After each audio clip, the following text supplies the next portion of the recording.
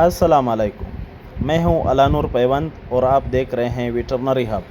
दोस्तों, आज हम बात करेंगे एक इंजेक्शन जिसका नाम है सेलेवेट।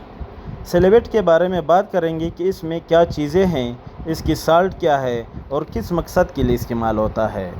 मैं आपको बताता चलूं कि इंजेक्शन हमेशा डॉक्टर के मशवरे से इस्तेमाल करें, क्योंकि अगर इंजेक्शन के फ़वाइद है तो इसके साइड इफ़ेक्ट भी होते हैं।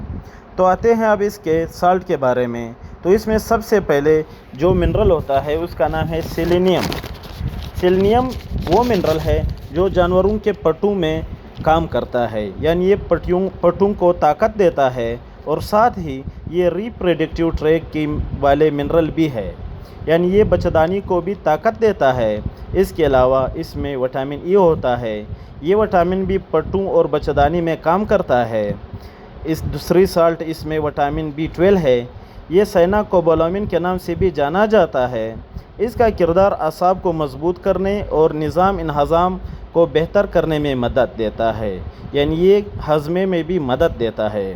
इसके अलावा इसमें एडेनोसिन फास्फोरिक एसिड होता है जो जानवरों को फ़ौरन एनर्जी फराहम करता है।